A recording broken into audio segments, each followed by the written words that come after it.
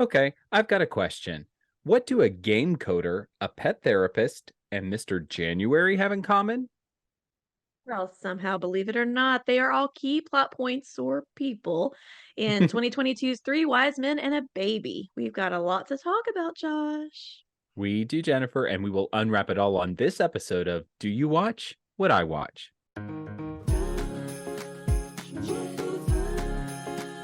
If you like holiday movies from the classics to newbies, let's sit down and watch, then have a talk with Jennifer and Josh. Sit down and watch, then have a talk with Jennifer and Josh. Hi, friends. I'm Jennifer. And I'm Josh, and this episode is coming out on Black Friday. So it is time to start thinking about holiday shopping. And just in time, we are so excited to announce, Jennifer, we have merch. We have merch. We have merch. Everybody buy some. Buy it for your postal workers, your dog groomers, your loved ones, your unloved Anyone ones. and Buy it for everyone. anybody. Right. And so what we've tried to do is just create a modest collection, if you will, of t-shirts, aprons, things that we think our community here at Do You Watch What I Watch would really enjoy.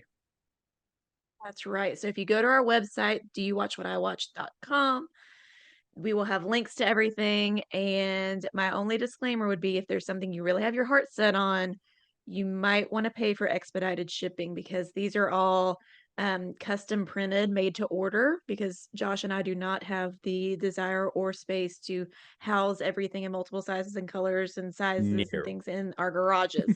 So if you order it, you might, I mean, we don't make money on the shipping, so it doesn't matter to me. But if you really want to buy a certain time, you might want to pay for extra shipping. Just a little disclaimer there, because 'tis the season for slow deliveries across the Ugh, board. yeah, exactly. And be sure to connect with us on our social media channels because we'll be posting plenty of pictures of all the swag. Maybe Jennifer and I modeling some of the swag just to give you a We might sense of have what's to. out there. We might have to. And again, this is just season one swag. I mean, stay tuned. We've got plans to grow the podcast, grow the community, and really just keep this thing moving down the train track, don't we? That's right. So I'm currently wearing, you can't really see it, but it's a red t-shirt and it says my red pea coat is at the dry cleaners. And then it has do you watch what I watch at the bottom. So I love it.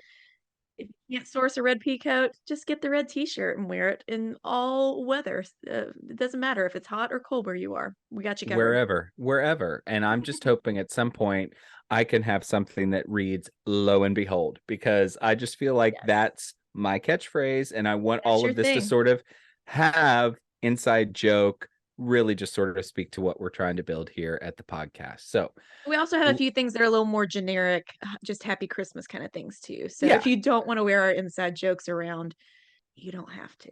you There's don't have options. to. You can still support the podcast and our little pipe dream here. All right, well, let's get down to business. We've got a new one to talk about here. Hallmark Channel's Three Wise Men and a Baby. Jennifer, hit us with that IMDb summary. The three brothers are surprised when they find themselves forced to care for a baby during the holidays. During the journey, they begin to rebuild their relationships as brothers while rediscovering their love for Christmas. Now, this one sounded awesome from Go during the draft, but this was a no-brainer for you because of the three guys who are playing the Three Wise Men here, Jennifer. That's right. We've got Paul Campbell, who's been in these movies for a while and has written a bunch. We've got Tyler Hynes. The Hynes is the fan base, or they're strong, and Andrew Walker, who's probably my personal favorite in these movies. So you got the trifecta there, and it was written by Paul Campbell and Kimberly Sustad of Lights Camera Christmas fame. Oh, and she So had a what more do you cameo. want? And And she had she a had a little cameo. cameo. I loved it. It The was good to the see her. buzz around this movie has been buzzing for months. I mean, the Hallmarkies have just Mhm. been all a Twitter about it, or tw all a I'll let titter. I'll let Twitter, Tweeter, who knows? Anyway, They've they've been been talking talking about it about a it a lot. lot. So my biggest concern was, okay, we're all so excited about it, and it just can't live up to the hype. Is my Mm, concern going into it. There was no way it could live up to the hype. and we'll see if it did or not. Dun, dun, dun. Stay tuned. So we open with a thirst trap of a glistening, shirtless Andrew Walker, whose real name is Luke in the movie. He's psyching himself up in the mirror until we hear his mom call for him. Lame sauce. Right. I had to laugh because, of course, we're going to get a thirst trap out of the gate. It was just such a wink and a nod to the primary core audience that had to have been watching this thing. Hey, you're shirtless. Yeah, the ladies went wild, or the gentlemen, whoever. Well, yeah, So mom wants his help. She wants to really deck the halls at the house. She hasn't done it big in a few years. And Aunt Louise is coming to stay with them. And Aunt Louise lost, I guess, her husband recently. So they really want to make a big to-do of a big tree, classic Christmas vibe. And he says, I'll take care of it. I'll get the brothers involved. We meet one of the other brothers who is Tyler Hynes. His character's name is Taylor. So you know I'm going to mess that up at some point along the way, but here we are. So Taylor is attending a corporate event at his office. Fun and Games is the name of it. I'll let And it I guess slide. they make fun and games of video games. So everybody's kind of dressed up as Christmas, whatever. And we see some Dickens attire because my goodness. Of course, we have to. Can't go another movie without using some Dickens attire. I was just going to say, at this point, I feel like this is a running gag on Hallmark this season where they've just got to tuck it into every single one of these, and they're just punking us at this point. I hope so, because if they're not, it's just bonkers. Right? If it wasn't so expensive, I would definitely show up in a caroling outfit the next pod. Season 2. We'll save it for season 2. If people buy merch, we can buy some Dickens attire. Yes. Oh man. Okay, so his boss is kind of like, "Hey, Taylor, why didn't you dress up?" And there's a little bit of tension there. We get Taylor's kind of a little bit of a curmudgeon, a little rough around the edges, and then the boss offers him a cranberry fizzle pop. What is that? I have no idea. Some sort of cocktail, some sort of frozen treat. It's all very Oh unclear. no, they said they did it at 9:30 in the morning so they didn't have to have alcohol. But this is a video. Oh, yeah. I don't know. It Maybe sounded it's like delightful a though. I'm a big fan of the ginger ale cranberry with ginger ale. cranberry. Yeah, maybe it's that. Okay. If it's Yeah. cranberry ginger ale, I'm all about it. I buy out the Publix every year of the cranberry ginger ale. Indeed. Neither here nor there. Okay. So then Tyler has a little awkward interaction with his ex, and they're all getting together to reveal the art for the new video game Limitless Horizon that he's been working on for 18 months or something. And they reveal it. It's like the surface of a planet or something, and there's a cartoon snowman kind of juxtaposed on it. And he says, I spent 18 months coding an industry defining interface, and you slap a snowman on it, and it looks like a handful of marshmallows that somebody stuffed in their pocket. Which I thought was funny. So I I did felt the too. need to write down the entire line. It's very clear that he is not at all into anything related to the sentimentality of the season. And I kind of love that about his character early on here. Yeah, but he's not a total Scrooge. He's still No. endearing. Very. He's not a mean yeah. person. He's just Not kinda like, mean. He's "I'm just over all himself. this." Yeah, exactly. Yeah. So he goes to meet with the Dickens boss, and Dickens boss is basically like, "Hey, I don't think you're a good fit here anymore." So he storms out and says, "Everybody, I just quit. Who wants to come with me?" And they're like, "No, we heard you. You got fired, and nobody likes you." Whoopsie-doo. Womp womp to Taylor. We meet the third brother, Paul Campbell, who is Stefan. And he is greeted by a redhead Susie. She has a dog. She brings him a fruitcake and asks him 1,000 questions in a millisecond. We gather that he's a dog therapist. Pet psychologist, yes. Psychologist, yes. And so she is kind of using the dog to get to him. We also see that he was an author and wrote the book Primates for Life. Which I thought was funny. It was the craziest book cover I've ever seen in my life. Very much so. I mean, this movie really has a good way of tucking in little jokes and jabs throughout that just kind of keep you laughing the whole time. I thought it was Yeah, great. the zingers and one-liners are aplenty, especially the first They 2/3 are. of the movie. Yes, And yes. we in no way can we really recreate that, but just trust us. I laughed out loud. Did you laugh out loud? Multiple times, which, I had a I big ol' normally smile on my don't. face. Yeah, but Yeah. this was LOL funny the whole time, I thought. Yes. So Taylor's walking back home after losing his job, and he meets neighbor Mark Leclerc. Ugh, Is that better Mark. or worse than Claire St. Clair from Snow Bride? They're pretty much in the same vein because I think we're supposed to feel the same way about them. So this is what they do in these movies is they give these people ridiculous names so that we know that You we're be not supposed Josh to like them. LaJosh. Right, it would be that. Josh LaJosh. Josh LaJosh Jennifer and LeJen. Jennifer Jen Bajen. Yeah. Jennifer LeJen. So Mark's a villain. He's kind of heckling Taylor. They have a little spat there. We go to the fire hall where Luke has been now put on his shirt, and his coworkers are kind of razzing him and giving him a hard time because he was Mr. January in a charity calendar thing that they did, and they say, "Oh, that beauty salon worker has had a false alarm fire 3 times now, which is conveniently every time Luke is working." So we think Luke might have a stalker, or at least somebody has a crush on old Lukey Poo. Never mind the fact that that's probably criminal in most jurisdictions, but I mean, who cares? Well, I think there's more criminal adjacent things that go on in this movie anyway. So Yeah. Yeah. here we go. So Stefan's trying to train a dog, and the guy that runs the animal shelter kind of attacks him. Is like, "Hey, can you come and talk at the shelter about responsible adoption?" Stefan freaks out. We don't really know why. It turns out he has severe social anxiety and he needs to take pills behind a bush. So we get he said there's too many people, and there were what, 5 people there maybe? He's not big into big crowds, and that comes back later in the movie. So to recap here, we've got these 3 brothers, and all of them have flaws to a certain extent. You've got Taylor, who is bored and boring and kind of curmudgeon-y.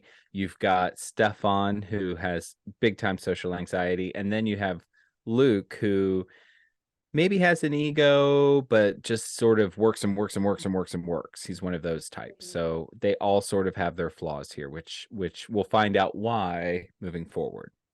And Luke is for sure a people pleaser too. Very much so, yes. We should try to figure out what Enneagram number they are. Oh, I like that idea. I don't know quite enough about it, so I don't know. We'll get back to that. Okay. Yep. Stay To tuned. continue. So Taylor's chillaxing in his room, talking to a kid on a video game system, giving him a 12-year-old dating advice, and mom FaceTimes him. So he talks to mom, and literally the screen is like her face because she didn't realize she FaceTimed him, and I thought that was really funny. Moms, yeah. Mom seems precious, and it turns out he lives in the basement. So mom was setting a plate for him to come to dinner. Okay, so Taylor goes upstairs to have dinner with mom, and Stefan walks in, and they kind of get into it, the brothers do, because Stefan is like, "Oh, you live in the basement." And Taylor's like, "Well, you live in the backyard." He's like, "It's a single detached dwelling unit." And it has to be to the rear of the property, which is per zoning regulations. And I had to laugh. It was kind of the mother-in-law suite, is where Stefan is. The rapport between these guys is just great throughout the movie. I think that they're definitely friends, and you can tell that they just had so much fun shooting this movie for sure. So we cut back to the firehouse. Luke's there. They're giving a hard time because I guess it's taken him 10 months to build his house, which really isn't that bad this day and age. But he's been Right. slow walking it, and it turns out later, this doesn't really matter, but we learned that he keeps getting distracted by trying to help other people, so he can't really fully give his attention to making selections on his house. Maybe if he hired an interior designer who was NCIDQ certified, this wouldn't be an issue. But sounds like an Enneagram 2 to me. For those of you who know the Enneagram. I think he's a 2. Yeah. I think he's a 2. He's a helper. Yeah. I think he is too. Yeah. Anyway.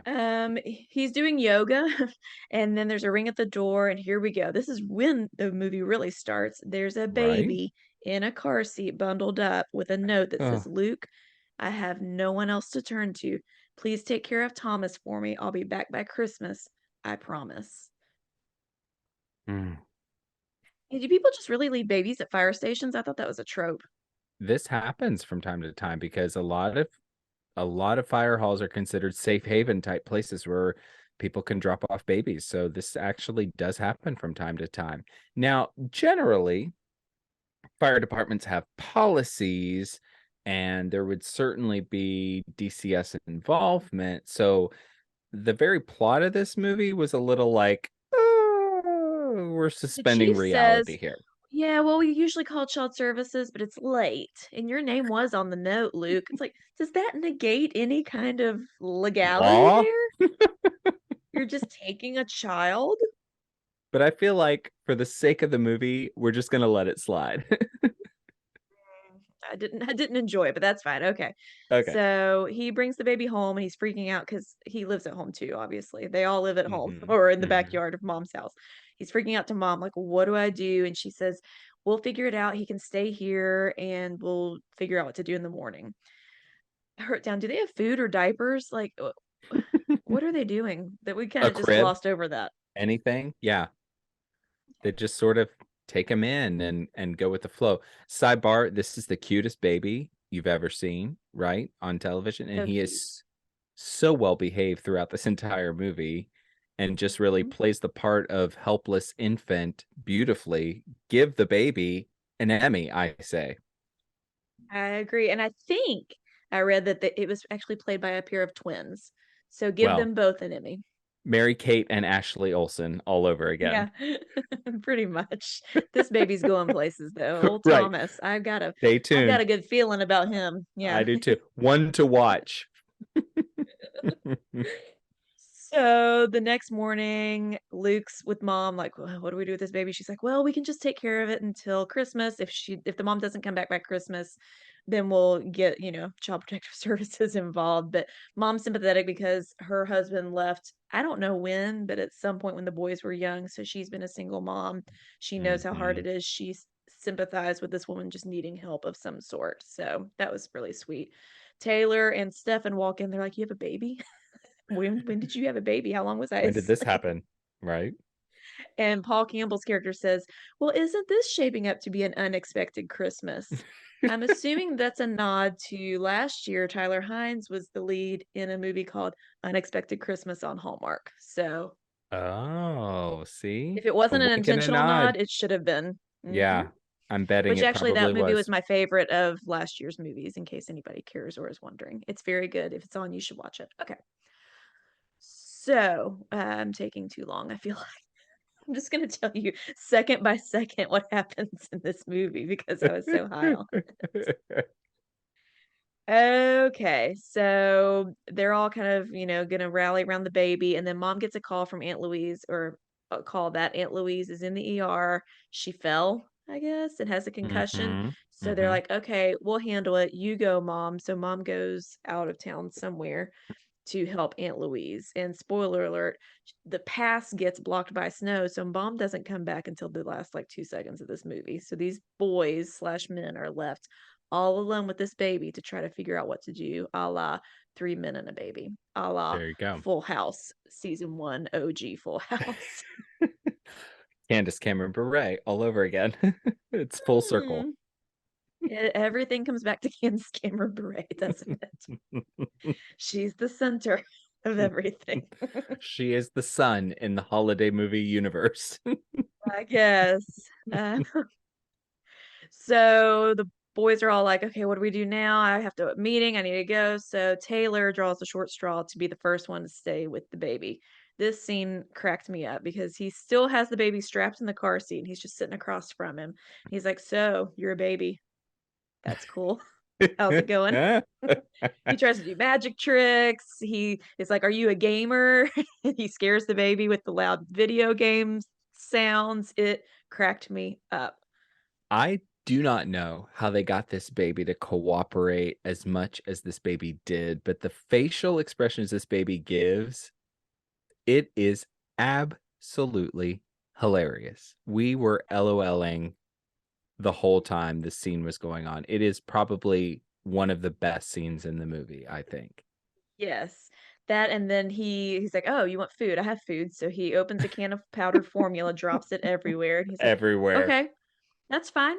That's fine. I've done I don't have that. a I've done car." that. Yeah. It's such a sad day. And so I don't know why he doesn't have a car. Did they say that? He just doesn't Mm-mm. because he's Mhm. whatever. So he tries to get an Uber. The Uber's gonna take too long. So he cons a neighbor kid into paying $50 to borrow his wagon, puts Thomas in the car seat in the wagon, and they walk to the grocery store to get formula. And he doesn't know what kind to get. He gets one of everything. The baby poops, and it's like, oh, poop is gross, whatever. Then he goes to check out at the grocery store, and he, I guess, left his wallet or lost it somewhere in the wagon purchase. Yep. He offers up his watch for formula. The guy at Bobo Whole Foods is like, excuse me, no, that's not gonna work. And we learn later that he's been kicked out of 2 grocery stores in town and is not allowed back because he caused a scene. There you go. Stefan does a home visit with the redhead, and her side business is sue me, because her name's Susie and she sews. She does alterations. Yes. She's coming on hot and heavy to him, definitely flirty vibes, and he's not really reciprocating at all. So Primarily because of his social anxiety. He's very nervous. Yes. So Taylor's exhausted from his shift with the baby. Stefan swoops in and is like, how hard can it be? It's just a baby. He's little. I'm going to make some cookies with the baby. And then, of course, we get a snap cut to it did not go well. There's flour everywhere. A baking montage gone awry. And chaos ensued. The cookies are burnt. And it's not that funny to talk about, I guess, and explain, but it's very funny visually. So you should all go watch. Well, it's very much this like frazzled thing, which I think is great for his character because his character is obviously one of these super uptight kind of characters. So I think it works. Yeah. They try to give the baby a bath, and it was kind of like one of those ghost moments where Paul Campbell was behind Tyler Hynes, like trying to bathe the baby. Turns out Taylor bought adult diapers instead of baby diapers in his confusion at the store, which I thought was very funny. They go back to the store to get baby diapers, and they see the baby's first Christmas ornament display, one of those like little clay things that you can do the impression. Instead, they're like, well, that's not cute, so we could do that. And I thought it was interesting. They did it at the store. I would do that. But have you ever tried to do one of those like clay things that you do at home with the handprints or whatever? It does not go well. Never. I just We let have a daycare do friend. all of that. Yeah, well, right. We have a friend who I can tell you about later, a mutual friend who tried that once, and I think then the baby ate some of the clay, and it was a whole thing. I'll protect his privacy, but it did not go as well as it did for our boys here in this movie. Go figure. Yeah, right. Okay. Oh, they see the coworker, Taylor's coworker shows up and was like, you have a baby now? What was her name? Oh, goodness. I actually liked her ex-girlfriend. character. Yeah, we see her throughout I the liked her a movie. lot. Yeah, what was her name? Oh, I don't know. I didn't write it down. I think I wrote it down later. Okay. Well, she shows up. She's very confused why he has a baby. And she's like, hey, thanks for losing your job because now we're all working overtime to try to make up for you not being here. And it's very frosty moment, not Very flirty. frosty. Not at all. Yeah, she's mad. They try for to sure. put the swing together, and finally the baby falls asleep, which was the cutest thing because he fell asleep kind of with his little hand in the air, which was very like, I think that baby really was asleep, right? I mean, Oh, for sure. Yeah. when they're that little, they just kind of get stuck in rigor mortis in one position, and it's very cute. But then who comes charging in? Luke. He's like, hey, honey, I'm home. Startles the baby. And then they do this whole bit like they're the angry wife. Like, where have you been? Da da da da da, giving him the business. And he's like, it's fine. It's just a baby. You guys take a load off. I'll take care of the baby. We'll be good. The next morning, Luke has been flawless with the baby. And they're like, well, we just got him warmed up for you. That's why. He was able to bake the cookies. He did all the stuff. And he's like, okay, I'm going to take the baby and go get groceries and run errands. He's loading in stuff, I guess, in the back of the car. He sees some rowdy children like beating up an inflatable snowman. He's like, boy, some people should really keep a better eye on their kids. Picks up the car seat, and it has the blanket over the car seat so you can't see the child, but you know they're in there, but they're trying to keep them warm. Loads him in, gets him home. We all know where this is going. He grabbed the wrong baby. Did this part give you as much anxiety as it gave me? Because I was But did you ever watch Friends, the TV show Friends? once or twice, yeah. Okay, Did well, this there's an happen on Friends? episode where Chandler and oh, not Ross, the other guy, Joey, are babysitting Ross's baby, and they're on the subway, and somehow they get the wrong baby. And Mm. then they have to remember, was he wearing duckies or what was he wearing? And they have to go back to the bus station to get the baby, and it's a whole thing. So My mind instantly sort of went to, oh gosh, this is an Amber Alert. It was literally if it wasn't an Amber Alert in the beginning when they just didn't call, DCS in the beginning of the movie, it would certainly be an Amber Alert now, and all of our phones would be going off and everybody would be mad about it. You're welcome.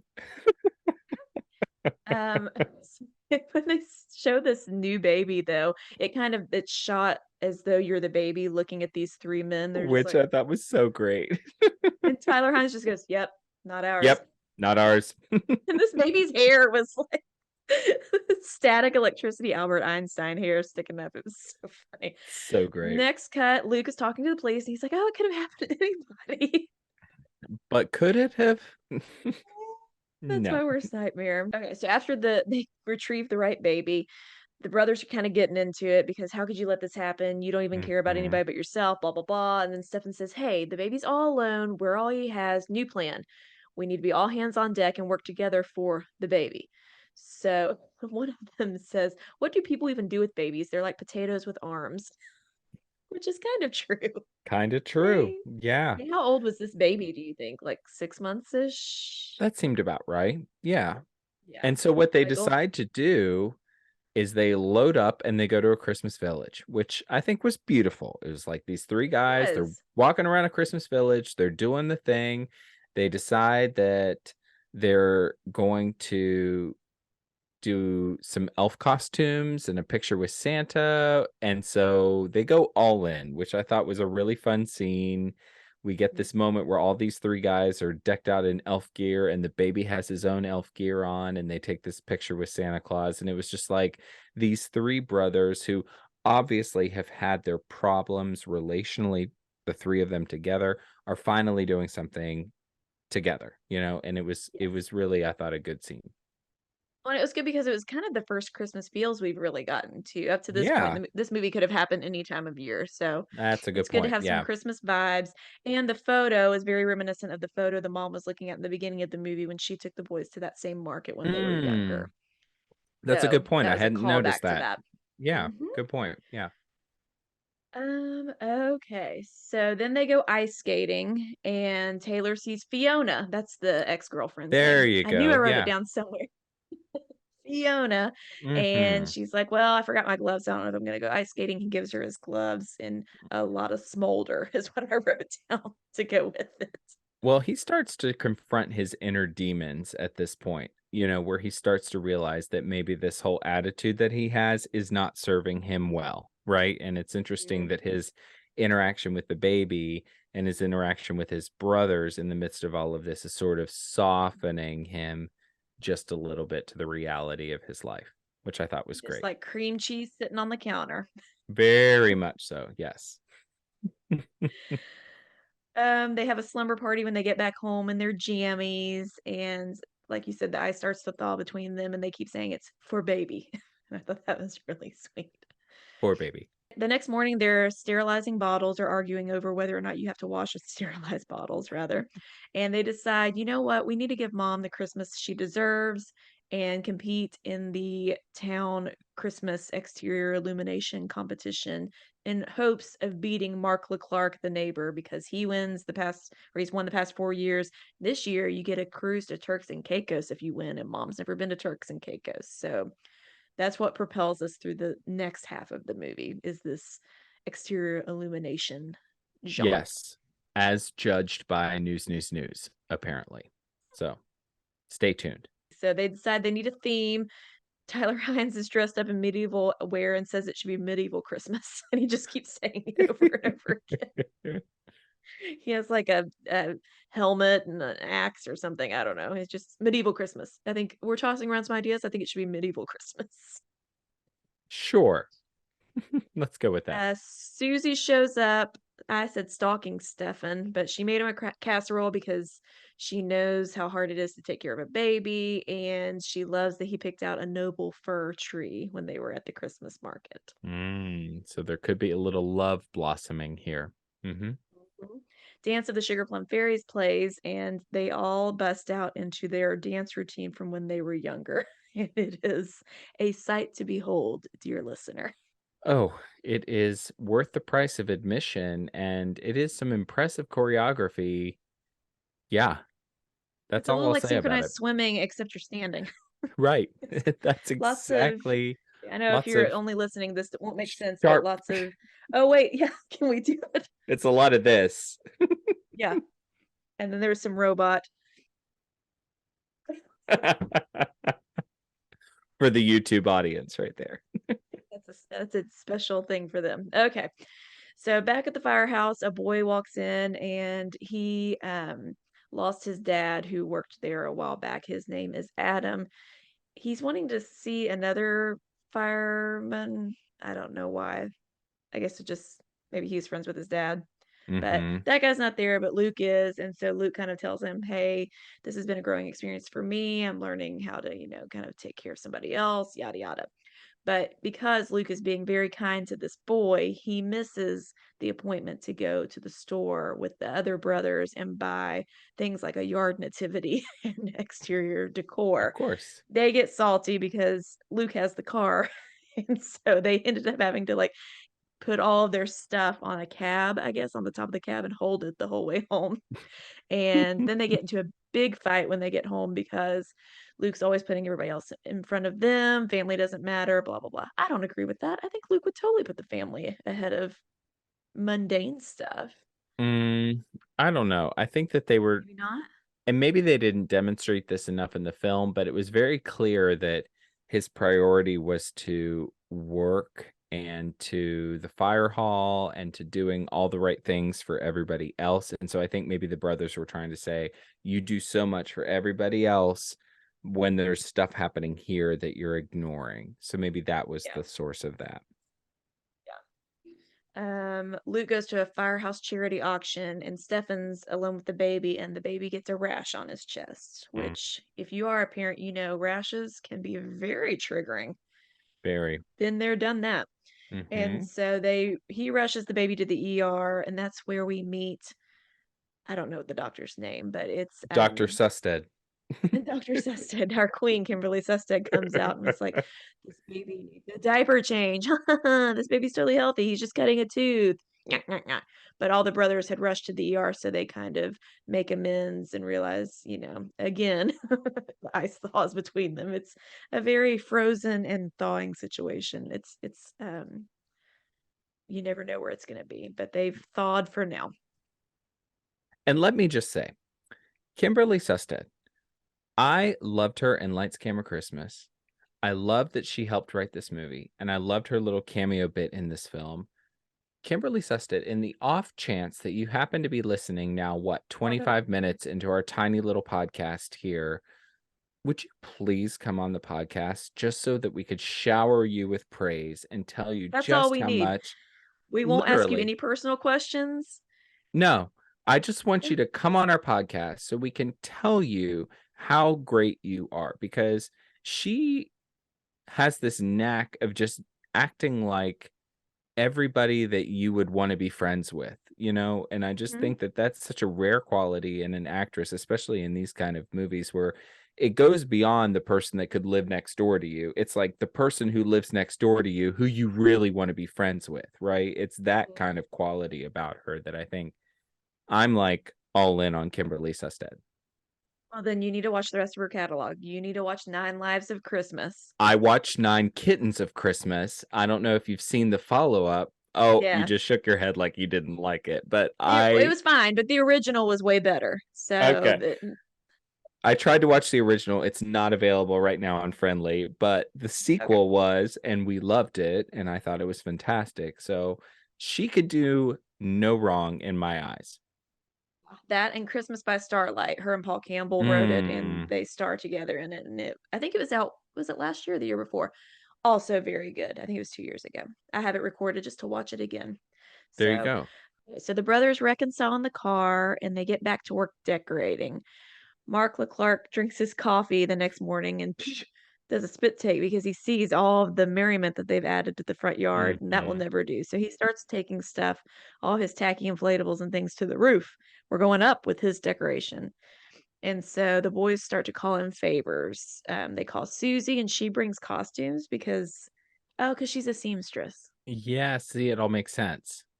That did not make sense to me earlier. I was like, why does she have an inn with wise Mhm. men and nativity costumes? But okay, I Now see you you, know. Hallmark. Mhm. News shows up, and mm, so Mark has won 4 years in a row.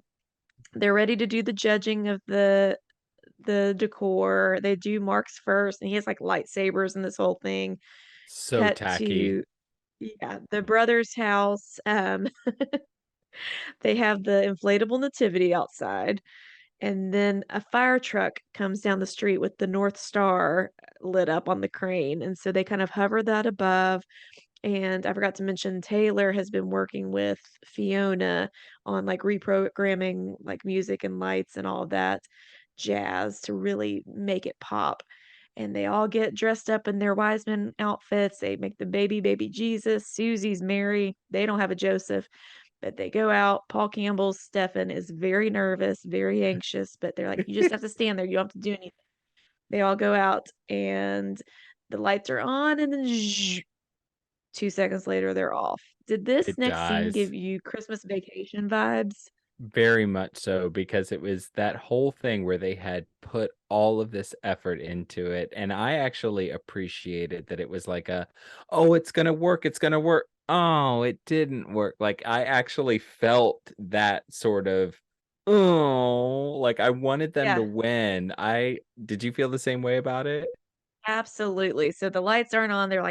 She's like, stall, stall until I can try to get the lights on. And the boys go rogue and start trying to reenact the nativity. And Andrew Walker steps out and says, "Ahoy!" They go off script, and it is hilarious So because funny. clearly they don't understand the nativity story at all. No, not at all. But Stefan knows the most, and he's trying to whisper and direct him a little bit. And then he kind of takes over, and then at one point they Simba the baby up in the air, and there's like a smattering of awkward applause because nobody really knows what's happening. And they say Merry Christmas to all and to all a good night, which was not part of the nativity story, I'm pretty sure. Nope. And then mom Nope. shows up in the crowd and she starts singing Silent Night.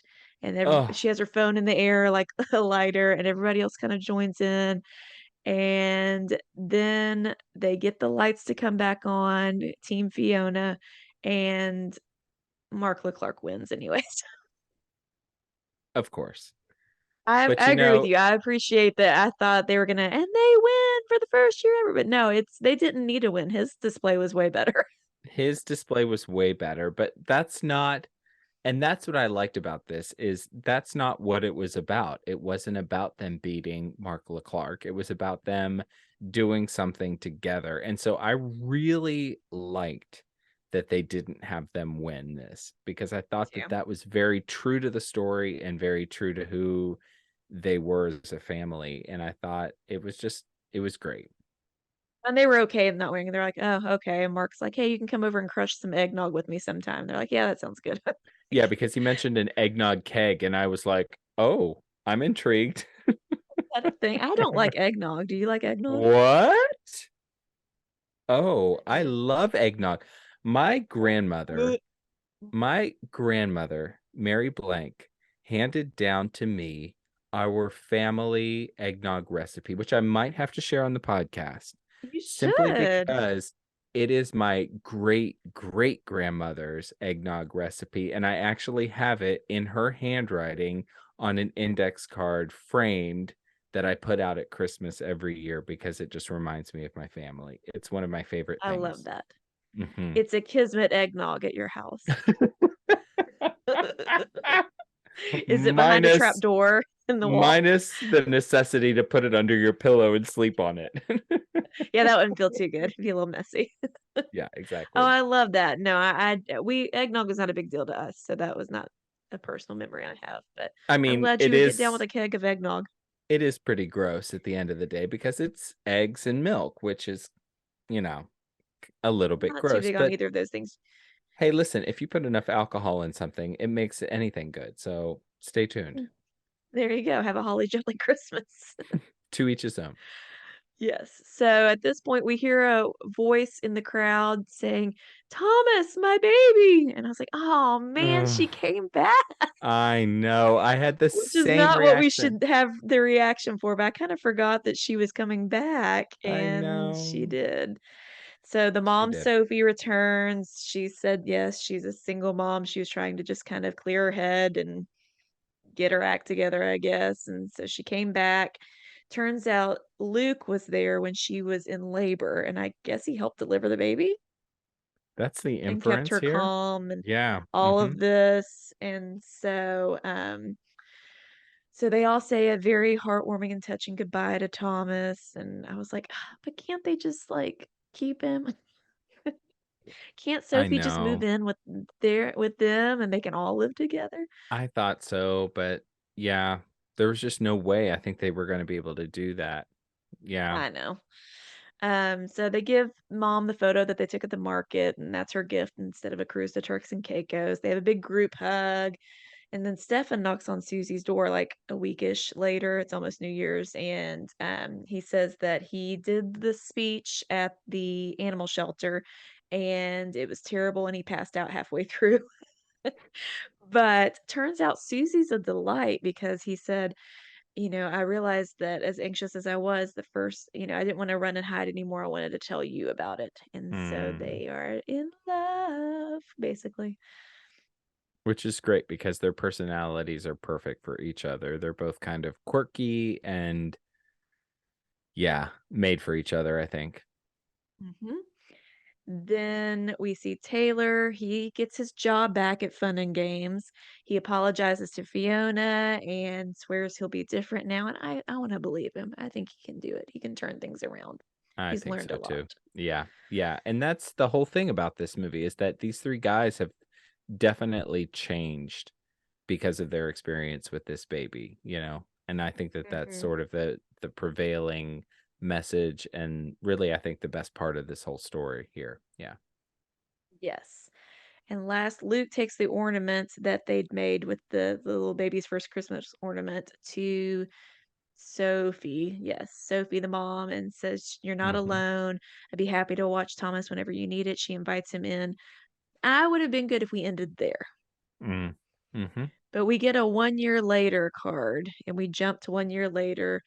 They're in Luke's new house. He finally finished his house.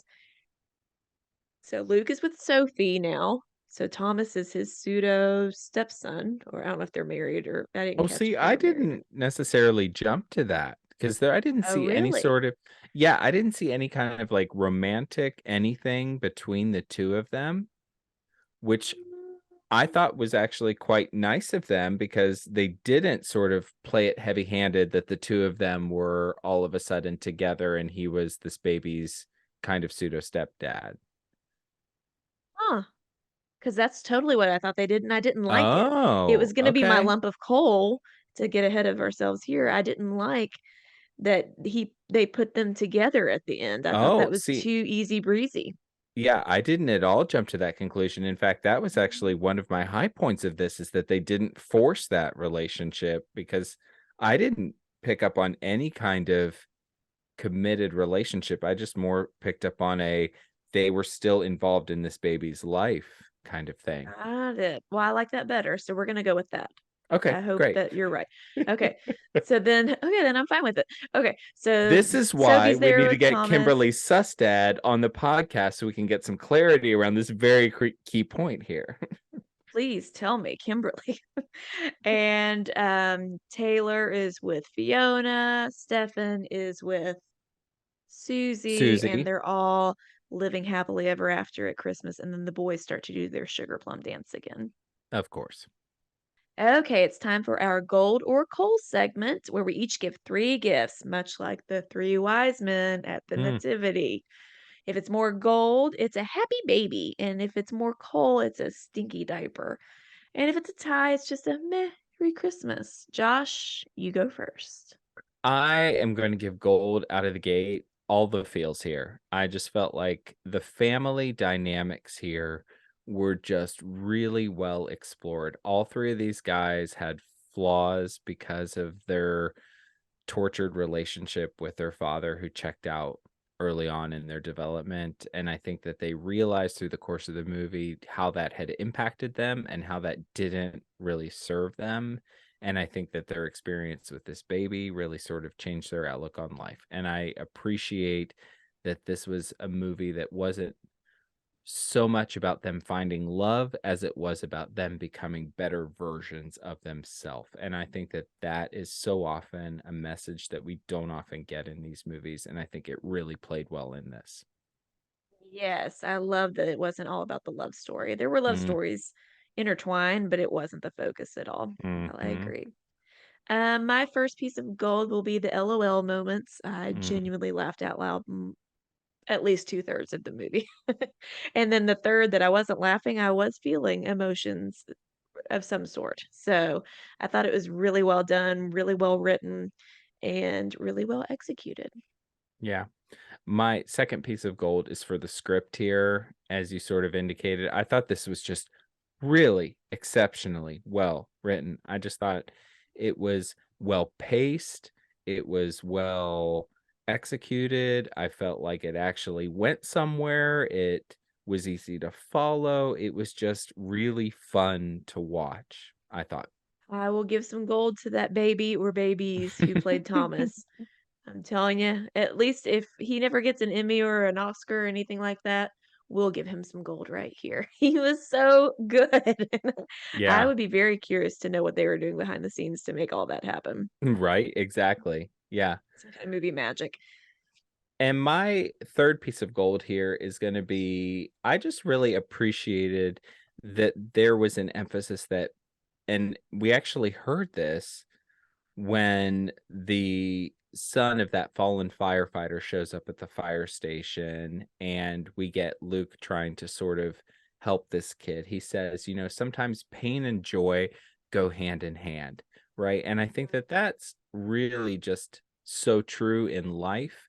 And sometimes these movies can feel like they're outside of the normal realm of what life experience is all about. But this actually felt to me to be a movie that was true to form in terms of what life could look like, right? And so I really appreciated that message, and I appreciated the overall sort of like this is real life for these people in this circumstance, and it felt like something that okay, let's put aside like the DCS involvement and all that sort of stuff to the side.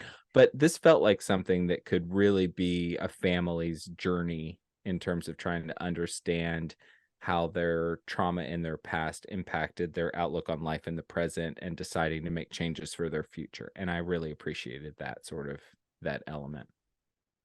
So beautifully said. Oh, well, thank you. My I was going to give a piece of coal because I did not like that they put Luke with Sophie at the end. But you have convinced me, and we're choosing to believe right now that they are not together. They're just maybe friends. Maybe they have a little flirtmance, whatever, but they're not necessarily betrothed to one another. So I'm going to change it to gold and I'm going to give it to the mom and the mother son relationship because Mm, a lot of times the mom is like a eccentric person or when are you gonna give me grandchildren and kind of Looney Tune. And I thought the woman who played this mom was very down to earth, relatable. Even though the sons didn't always get along with each other, you can tell she had a very close relationship and a good relationship with each of them. And I think that's really special and not something we always see. So hmm. kudos to her, even Yeah, though she left him high again. and dry for Aunt Louise. Well, and again, I think it all just goes back to the way this whole story was conceived, the way it was written, the whole 9 yards. Yeah, it just worked. So bottom line, it was 6 gold, 0 coal, and so overall, we absolutely think this one is worth your time. It is a happy baby through and through, and Jennifer, dare I say it, this might be a contender for one of the best ones this season, for me at least. It was funny, it was heartfelt, it felt true to life, like, it was just a really fun, great movie to watch, I thought. Was, and it's definitely one I would watch over and over again. I mean, this is gonna be in the rotation every year. Mhm. Variety did an article actually earlier today as recording and We're coming to we look air. at the Breaking stats. news. Breaking news. News is in the building. And it averaged 3.6 million total viewers its first night, its premiere night. And it's Hallmark's most watched movie of the year and the second most watched cable program of the week, trailing only behind Paramount Network's giant hit Yellowstone. That's a Mm, big deal. We big don't deal. see those kind of numbers with these movies. And No, certainly not like, before Thanksgiving, too. I mean, we're not even like really into Christmas season yet, too. That's a big deal. the general the royal you and I True. have been into Christmas for a very long time. But of course, yeah. But yeah, so I think that's just a testament to the build up, the cast they put together, and I'm so glad it exceeded our expectations. Well, and let's be clear. I mean, they obviously made this movie to center around these three guys, right? I mean, Oh yeah. that's very clear what they were trying to do here. But it could have been a movie that was dumb, right? And just had these three guys in it. But it wasn't. Like, it was a movie that actually had meaning and message, and it felt like they actually tried really hard to do something that was different and meaningful and sentimental and fun to watch. And I mean, I know I'm just sort of glowing about it at this point, but I just thought it was that good. It was that good. And fun fact, I was double checking, that's what I was looking up. So Tyler Hynes and Andrew Walker are actually real life cousins through Andrew Walker's marriage to Hynes's cousin. Oh, stop. That makes me And like they these both guys even cameoed more. briefly in the other one's movies last year. I think Andrew Walker on Unexpected Christmas, he was like at the bar at the same time as Tyler Hynes, and I don't remember Mm, what the other cameo was, but yeah, so the fact that they're real life friends all just made it that much better. You believed it all. So I'm here for it. I'm happy. It will be, I mean, it's definitely up there. I'm not ready to say what my number one of the season is because I don't know, but it's up yeah. there for sure. Well, and I just need you to know, I wrote on my notes, contender. The So stay contender. tuned. We got Oh about half boy. the season to go, but I mean, this is up I there was for just me. counting. So this is our 10th movie, the new movie batch since we Mm-hmm. drafted them. So we have 10 more. Can you believe that? Oh my gosh. We are just plowing through the season. It's going so I quickly. know. I know. And that, friends, is another episode of Do You Watch What I Watch? And gosh, this was a fun one, Jennifer. Special thanks to Nick Schwartz for our theme song, and of course, to you for listening. Hey, if you like our podcast, review, subscribe, tell a friend. We are officially into the Christmas season now that it's Black Friday. So be sure to get everybody on board with celebrating the holidays here with us on the podcast. We're also on Facebook and Instagram at Do You Watch What I Watch? So give us a follow, leave a comment, and you can also connect with us on our website at doyouwatchwhatiwatch.com, where, Jennifer, you'll also be able to check out all of our new merch offerings. Merch store. Absolutely. And we will be promoting that on the socials as well. So don't you fear. This episode will be released on Black Friday, like we said. If you're looking for another Black Friday movie, we did review Destined at Christmas earlier this season, and it is the perfect movie to watch on Black Friday. So if you haven't seen it yet, I do recommend it. I think it was lovely. I do too. Good point. Yes. All right, so next time we've got another Hallmark flick coming your way. And yes, this is one of my draft picks, A Royal Corgi Christmas. The production company, by the way, is Basset Hound Distribution, just for the record here. And here's the lowdown from IMDb. Prince Edmund, to ingratiate himself with his mother, gives her mistletoe, which after several disasters turns to Cecily, an expert in dogs. They will discover that love can grow in unexpected places, questioning what they really want. Those IMDb synopses. Woof.